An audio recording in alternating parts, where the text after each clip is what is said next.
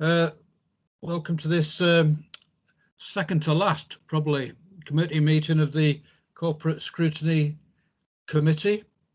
Let's just start with any apologies for absence. Who am I asking? Yes, so we've had apologies from Councillor Rachel Lilly, Councillor Kathy Pearce and Councillor Sue Barber. Okay. Minutes of the previous meeting, that's the 3rd of October meeting. Anybody got any problem that I can theoretically sign those as a real set of minutes next time I get the chance to? That looks like unanimous to me. Everybody's very supportive of that one. Then urgent business. I don't have any. Does anybody have any from anywhere else? That's not include the honorary committee members. I mean the procedure through the council of urgent business. Anything there, Rose? No, we haven't received anything. No, that's good news as well. And public speaking time. Do we indeed have any public speakers? We don't.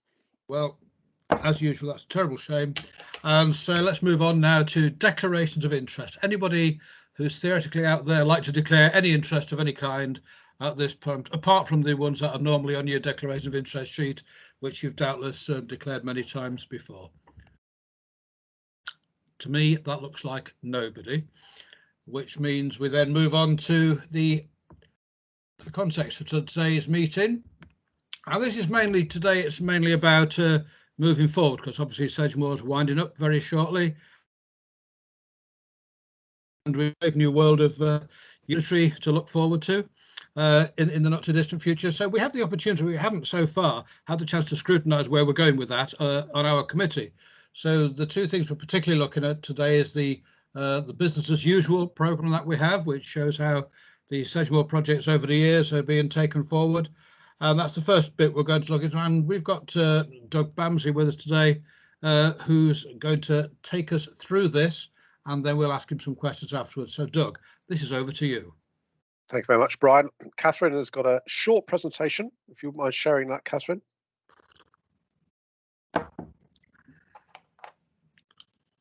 Okay, so I'm conscious of the 3 lines of inquiry we've got, which is how the project's initiatives being prioritised as vesting day becomes closer, what is the current position on projects being monitored, and what will happen to those projects that have been stopped. And I hope I will deal with all those, but I'm more than happy to answer questions after the short presentation. So you'll be familiar because you had a presentation before from my colleague Teresa and Catherine last time when we brought this to you.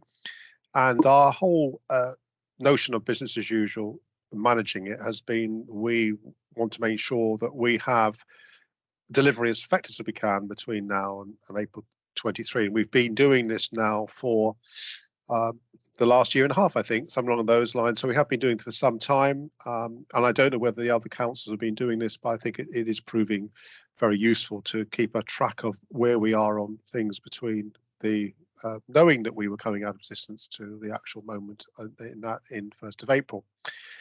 We've been doing that because with regard to 2 things. One is, just talking to Paul earlier, we have an end date which we've never had before, of course, and therefore we have increasingly limited time. We're very conscious of that. And equally, the pressures of local government, LGR, with the setting up a new council have been very extensive on both officers and indeed members, of course. So we're very conscious of that in terms of what we are able to do in terms of business as usual.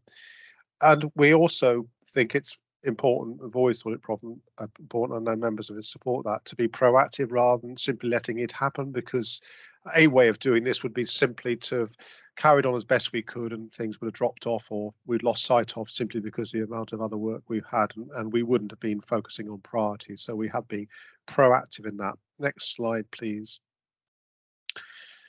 So we have a overall master sheet of all the existing project initiatives. It's not things like processing planning applications. It's deliberately things where the choice of whether to do it or not.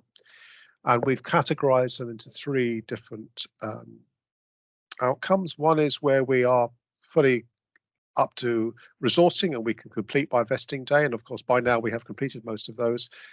Secondly, those that we can hand over as a going concern. And thirdly, those that we needed to stop. And we've also had new projects, as you might imagine, because some things have come up, things that, let's say, require a health and safety response or that are new ideas. We've had to evaluate whether we can do those with those limited constraints of time and resources. We monitor our performance in terms of overall performance management, and Simon Tandy is critical to that as to whether we need to make any changes to how we're doing that. We update management team. We do that every week. We have a slot on management team every week for our recommendations from the BAU task group. And then as required, we keep members up to date. And the intranet does that. But in some instances, we've needed to come to members for a decision as well, formally. And equally, we update members, officers, and we do that through all staff drop-ins. We've also done it through bits and pieces, and there's a great network of people involved as well, generally, to be up and ready. Next slide, please. So BAU meets on a weekly basis, maximum of an hour, normally about half an hour. We tend to try to be very slick. We minute them. We have a master list, which we continue updating, and we report it through to management team, and as I say, executive council as required. Next slide. So this is an example of a project which is stopped. This is Bowrings Mill. Now, anyone who Brian will be your chair will be very, very familiar with this. This is the former feed mill, which closed some years ago now, and it was the last commercial activity in the docks, formerly served by boats, but not in recent times. And the idea was that we've had a feasibility study done with the owner to look at the future uses of that building. Now, this is not a comment on the merits of the building or its future, but it's simply our ability in the time available and the resources we've got to spend time on this rather than other things that we need to spend time on, not least the overall docks rehabilitation through the town's fund. So as you can see, each project that is recommended for stopping, we have a pro forma, and this is the pro forma. Sorry for this coming in, all the notifications. Each one we have a pro forma, which we outline the purpose of the project. Then we go down in terms of whether it contributes to our corporate priorities. Does it have an impact on other strategic criteria, climate emergency, economic community recovery, and health and safety? If you just move down the form a bit, please, Catherine. And then whether the resources, will it have impact on the new unitary? Can it be done? Is there time to develop it? And so on and so forth, and deliver it. And then is there resources internally? Are they available? And all of that comes to, is there a same fit with the overall benefit of customers? Will it develop efficiency saving, and is there high risk to delivery? And you'll see in the tone, if you're able to quickly look at bits of that, you'll see in the tone of when this came before the task group, the business as usual group, that we really didn't think that there was the resources available in the existing council resources, nor the time available to make a meaningful contribution to actually getting this run towards a point of having a feasibility study done, which is not something that we would desire, but it is something in terms of the time available and the resources available that we concluded wasn't possible. So there was a recommendation from business as usual to management team to stop it, and that was agreed. One of the things we did then do was we talked to the owner of the building, which is Bowrings, and indeed Lyndon Brett, the owner, to understand that that's the reality of it in terms of how that will be dealt with, and that he was very understanding of that, and in that sense also positively working the fact there's a very major initiative in the docks by way of the town deal and the project, which of course town councils involved very heavily in. So there is positive momentum which they can be part of and join, but there isn't going to be a feasibility study that the council will do on the Bowring. So that was a decision to stop. Can you move slides, please? So the prioritisation, we've also said in the last 3 months, and did this in January, or done this month, as to what projects we need to give absolute priority to in terms of either finishing them or handing them over. And why is that? Well, because we need to make sure that we are on top of certain projects. These are the priority projects that we agreed existed. It came from a management team away afternoon where we gave priority to these projects, and that's building the business rate system, a council tax system. Those are in-house systems that you'll be familiar with. They're currently on what we call green screens, which I'm sure you've seen. It needs to be updated into modern operating systems so that the new council has the opportunity to use these systems, which we have been right at the heart of us being very efficient and cost efficient as well, and the benefits system as well. So those 3 IT systems we think are real priorities to hand over as an opportunity to the new council of Somerset to use those rather than buying systems externally. Fourth on that list is transferring Aspern Court, which is the property, as you know, we own as an investment property, to Homes in Sedgemoor to manage, because that will be the best place for it to be managed rather than the new council, which will struggle, I think, to manage an individual one-off property, still be owned by the council, but managed by Homes in Sedgemoor.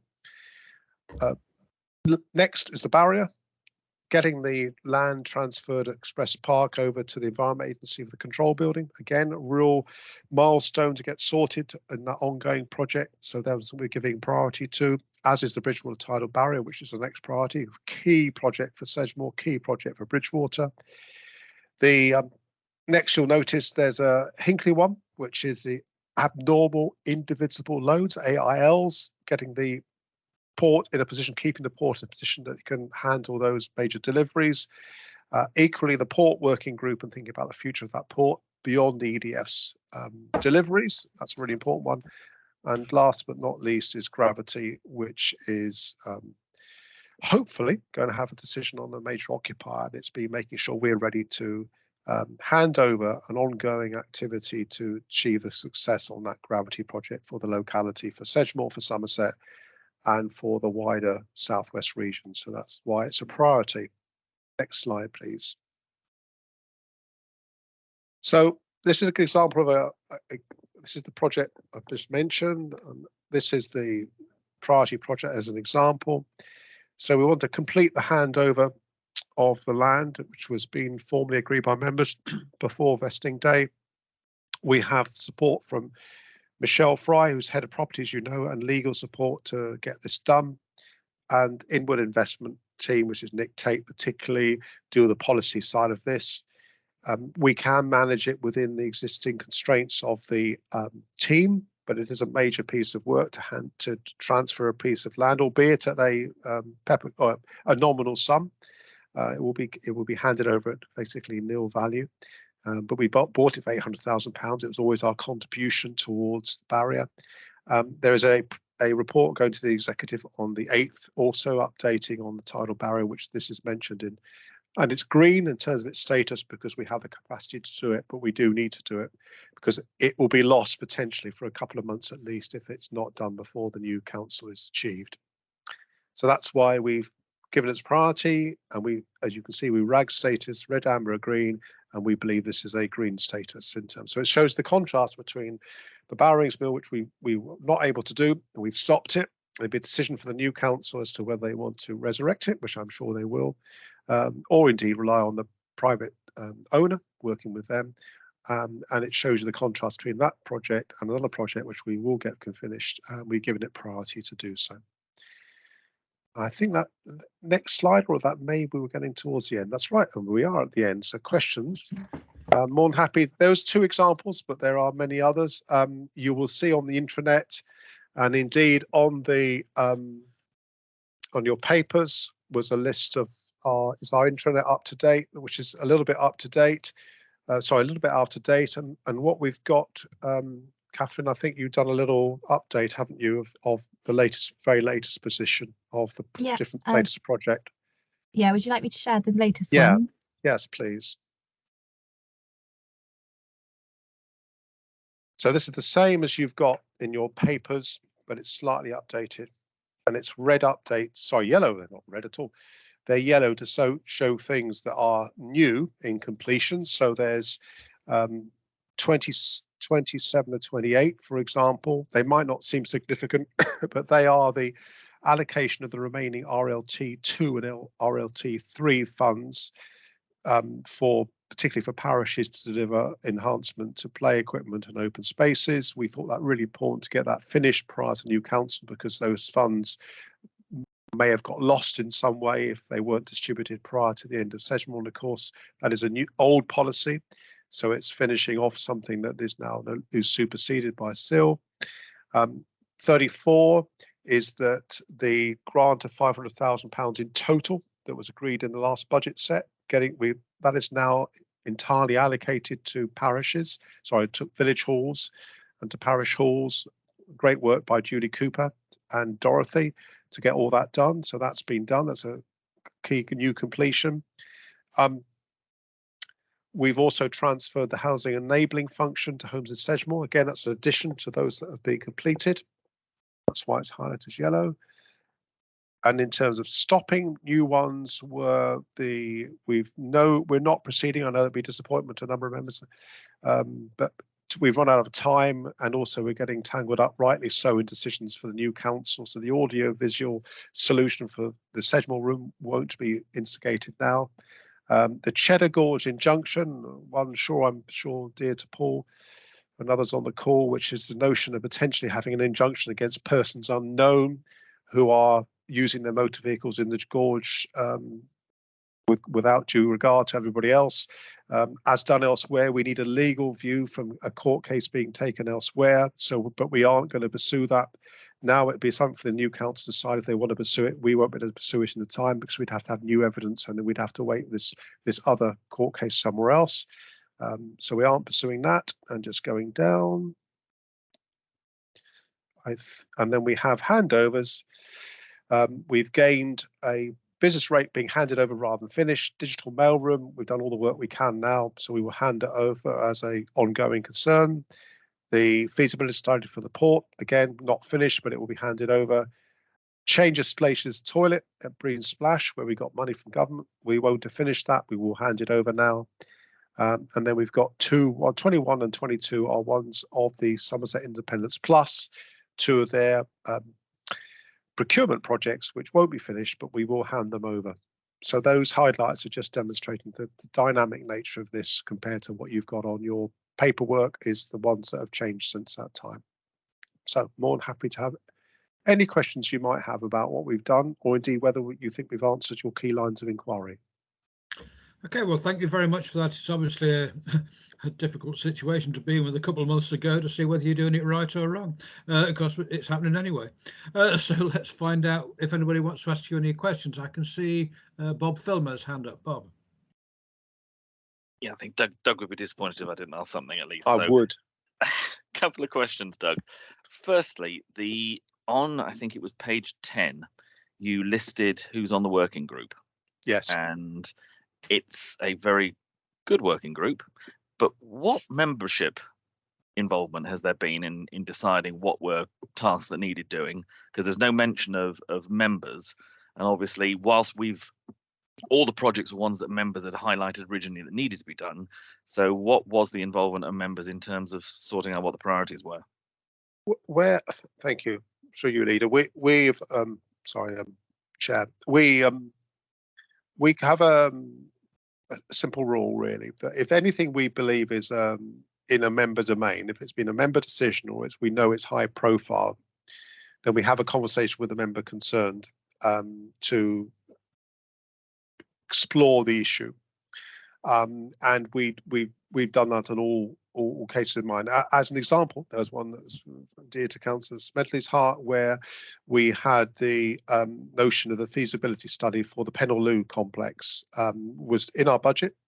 Growth bid was approved, and the ultimate outcome there is we're handing the money over to the town council to take it forward, because the decision was we couldn't do it in the time. So there was an example of that. So that's what we've done. We may not have got it absolutely right in every case. Another good example is one where the provision of the I'm going to get it wrong now, Crosses Pen and Oxford Road toilets in Burnham. We went out to tender. Tenders came back too much money. That could have been a decision to stop because there wasn't enough money. We took it through to members to be a member decision about whether they wanted to allocate additional money. They, as you know, the executive did. So there was an example. So it's judgment as much as anything else, Bob, about Councillor Filmer, sorry, about what we do. we have got a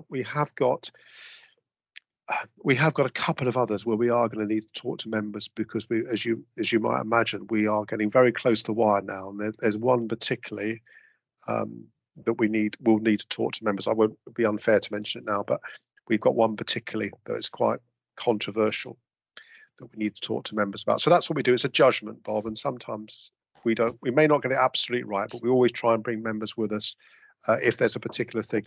Most of the projects we're talking about are probably not actually of a degree where they've ever really got member agreement to, other than things like gravity and HPC and so on. Most of them are really quite small scale, but you're right, we do need to most of the time. But bear that in mind. Okay, and on two specifics, if I can, and both of them you touched on in the presentation. Aspen Court, yes. Can you just, and you sort of mentioned obviously it was done as an investment property. You say it's going to be managed by Homes in Sedgemoor. Does that mean it then becomes subject to various other national policies that might affect housing? No, because it would still be it's a wholly owned company by the council as one share. That wouldn't change. We currently manage it in a combination of facilities. So Michelle, Vicky and Adam, they manage it, and Carmen and others, together with a bit of then finance, also people like Honor, Alison Monteith, and also Clean Surrounds. We all manage it, and we do it in a way that isn't replicable with the new council. So we need to find a new managing agent, and we think it's best if Homes in Sedgemoor do that, subject to their agreement, and therefore they would manage the collecting the rents, all of those things, and doing the repairs and so on. Clean Surrounds would still do that. So it's still same structure, private company, private rented occupiers, but we need someone to manage it in a way that a willing team of chief executive, finance, and facilities isn't going to exist in the same way, because it's a different organisation. So that's why it's happening. Okay, and the second and the last one, if I can, Chairman, is just, and you again be disappointed if I didn't ask you, the AV for Bridgewater House and the Sedgemoor Room. Understand it's being said that it can't be done. I'm a little disappointed, bearing in mind how long this has been on the cards. And also, my concern is that with the new authority going forward, for the old Sedgemoor building to be the only one of the old council chambers that doesn't have the ability to provide hybrid meetings, it potentially leaves residents at Sedgemoor at a bit of disadvantage. And also the fact that the new council might send meetings to other venues rather than have them in our patch. So the fact it's been stopped, how can we make sure that something at least happens in that room and it doesn't become something that we can't achieve for the local residents, particularly sort of Bridgewater and Sedgemoor, to have that facility as a local council facility? Yes, that's a good point, and clearly that's a fear that I think we have.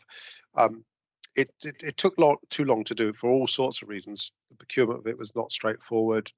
When the suppliers originally were identified, they said one thing, and when they came to do it, it wasn't quite what they were able to deliver. And then sensibly, in the last few weeks, it's become clear that it's very difficult to do a decision that may actually not be compatible with what the new council does. You're quite right, though, and I think there'd be a lot of effort for people to make sure that it doesn't disadvantage Bridgewater House, because we're in close contact with Ollie Woodhams and others are taking that. But you're right, it is disappointing. It is disappointing, and it does leave us without a proper facility in Bridgewater House. But there's a lot of people alert to that issue, and we'll follow it through, Bob, and we'll carry it over. But I don't think we could. 8 weeks away from the end of Sedgemoor, very difficult to justify putting a system that isn't necessarily compatible. But as you say, it would have been much better to have it in earlier. Just wasn't achieved. Thank you. Yeah, on the plus side, reception's looking nice these days, isn't it? Councillor Filmer, does that answer all your questions? You're now totally convinced that we've had full membership involvement in this, and you have no worries about that. Sure. Now, anybody else, members present, like to raise any questions with Mr. Bamsey while he's here? And from the side list, I can't see that anybody else is. it is quite late in the day for any changes or to say you're not doing that right, isn't it? Because as I say, you're going to be doing it anyway. And the next step is really whether it's a safe pair of hands it's all being handed on into, and you can work all you like to get things as ready to leave as can be, and what happens in 2 years' time, who knows. So thank you very much then Doug. I don't think anybody else has got any questions for you today. We'll note the report, and we've got one more meeting after this. If anything comes up there we want to say anything about with no consequences, we will do. Okay. Yeah, thank you, and thank you to Catherine for doing all the work to get to help present it. Thank you very much. Thank you, Councillor Smedley. Okay, thank you. So this, I'd like to move on to the other item that we've got on the agenda today, which is the marking the end of Sedgemoor. And of course, what we're looking at is to find out in what way we're going to be marking these, I suspect, 50 years worth of the existence of a local authority that didn't have a history before the early 70s and won't have a history after this next month. So I think we've got Sarah who's going to do a presentation about this. Sarah. Yeah, thank you. Afternoon, everyone. This probably is going to be kind of fairly brief, but what we've done at Sedgemoor is through management team put a kind of core group of people together, officers within the council, to try and come up with a programme of events that recognises, celebrates the end of Sedgemoor, and also that staff can get involved in or dip in and out of. So not just one big one-off event. We've kind of gone for a selection of smaller events, which I'll talk you through today. I think it was just really important when we got together as a group to start with to recognise that it's some people are quite excited about the change that Sedgemoor is, not that Sedgemoor's ending, but the new authority, and they're quite positive about it, and some people are very, very nervous, and for a lot of staff the 1st of April, 2nd, 3rd of April is going to come, and things are going to be much the same, but their futures are going to feel a little uncertain. So we're trying to put all of that in this big picture. So while some of these things might seem either too much or too little, what we've tried to do is a range of events that everyone can get involved with in some way or another. So we've already kicked off this year. We started with our programme of events started in January, and we had a quiz at Bridgewater House, which staff entered. So we had over I think we probably had about 12 or 13 teams that entered that, and that was carried out and really, really successful. So that was a good place to start. Actually, we're continuing on our theme of using the Sedgemoor room for all these events if we possibly can, with a bake-off, which again is open for all staff and is going to be judged by the chairman's wife and one of our food environmental health officers, Sandra Chung. So she's going to come in and do that. And in fact, I think Bob Brown is also going to judge the bake. So again, just something that people can take part in, drop in, catch up with people, and just have an opportunity to talk, really. We've got the Thanksgiving service on the 24th of February. So that's being kind of organised by Layla. So that's great. That's all being taken care of. We've got a beach clean coming up on Friday the 3rd of March, so that'll just be involved in getting as many people as we can out on the beach, doing essentially what is a very big litter pick, and we'll finish that off with a cup of coffee at the National Trust Cafe. Again, it's just about getting people out, talking about what's going on, because it's really isolating for some people working in a Teams environment where you don't get that opportunity. We're going to have an event in March for all those local groups that we support, or have supported us and our aims over the last few years. So we're going to get them in for a bit of a special occasion, just to kind of offer them they're going to have a donation of £200 and a plaque given them. That's for around 22 groups. So there's just going to be kind of possibly some drinks and nibbles at that, but that'll just be marking the occasion to them, to thank them for the support they've given to us over the years. You'll know about the county service that's happening on Sunday the 12th of March. We've then got, towards the end of March, for those energetic members of staff among us, kind of a relay race on the beach. Again, it's just about using those facilities that we've got at Sedgemoor and getting out there and recognising them. So we're going to have a 49-kilometre relay to mark the 49 years of Sedgemoor, and hopefully we'll get staff involved in that. The headliner for us is the big event that's happening at the canal side on the 22nd of March. So that's when we're going to have kind of like a This Is Your Life version of Sedgemoor. This will be open for all staff, all members, ex-staff, and any ex-members that are about and would like to come. And the invites will get circulated to you all to be able to encourage people to come. Really positive vibes and feedback about this event from all the staff. They're really enthused, really keen to come, and certainly took us all a bit by surprise. In environmental health, we'd had on that particular day, they'd already penciled in an end of Sedgemoor event just for environmental health, and that's been postponed so that the staff can all attend this on the 22nd. So it's definitely got some interest with staff to come along by there. And then right at the end, on the 31st, the chairman's going to plant a time capsule in Apex Park, and that's being organised by another team in Sedgemoor with the items that are going to go in there. So they're the events that are happening. Claire Thorne's organising a kind of a commemorative present for staff, which will be possibly something along the lines of kind of a fridge magnet with a thank you, a Sedgemoor logo and a thank you on it.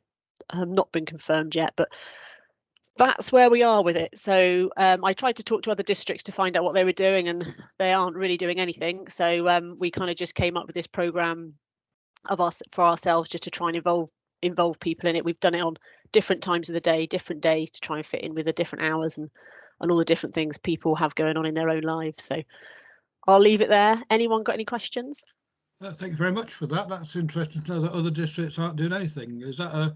I think they probably are doing maybe one thing, you know, like the big event or a big party, and I think their view is they're leaving it to their teams to organise. And you know what, we are at Sedgemoor as well, because if you and your small team want to go out in Bridgewater or have a curry or whatever you want to do, then that is entirely down to you guys to do. So we are a good team at Sedgemoor, and we do think a lot of each other. So actually, it's nice to do a more formal things like we're doing, I think.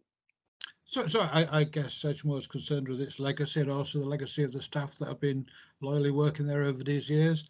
And you mentioned that anybody can turn up to this 200-person limited thing. I've certainly counted over 200 councillors over the years I've been involved. So let's hope they don't all turn up. Yeah, we can go bigger than that, but we just sort of set our marker at 200, so we'll have to just see how the figures go. Okay, so there's a lot of work being put in by staff. Sedgemoor always has worked well together as a team, so it's no surprise that you've done this.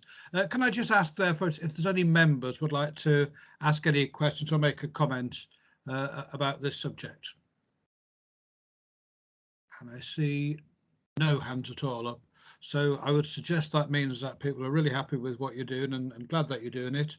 And we'll move swiftly on into whatever new format comes after April, and people will be equally loyal and enthusiastic about that, I'm sure, with no doubt. So thank you very much. No worries. Thank you all for doing that. Which brings us to the final item on today's symposium, which is the work programme for the future. Now, we have one meeting left and an extensive work programme which Rose will talk us through now. Thank you, Chair. So in March, we've got the final Sedgemoor Scrutiny Committee on the Monday, the 20th of March, which will be a joint scrutiny committee, sort of following the same themes of wrapping up the end of scrutiny at Sedgemoor. So we were looking at including a roundup on Sedgemoor's scrutiny successes over the years, any other items between sort of now and then that arise, or if there's anything urgent that members wish to look at. And we are hoping that Somerset County Council may be able to come along and join us online to give a bit of an update on the scrutiny committee structures, perhaps sort of what they do at the moment. And I think that the plans are in the process of being put in place for beyond April. So we just thought it would be useful to have an understanding of how the legacy of district scrutiny will continue and be incorporated into the new council. I have seen there are reports on their scrutiny recommendations for beyond April going to a Somerset County Council committee today. So if they're approved, then, as I said, I think it would be useful if they could come along and just give a bit more of an understanding of where it will be going beyond April. So that's everything at the moment, unless there's any other particular suggestions that members have. Okay, thank you for that. So I will ask members, do you want anything else to be scrutinised between now and the final meeting, or are you content with the work programme that we have in place? And that looks like a resounding vote of confidence in the work programme that we've lined out for the last couple of months of Sedgemoor. Therefore, I believe we're now at the end of this meeting, and it just falls to me now to close the meeting. Thank you all for attending, and thank you, Rose.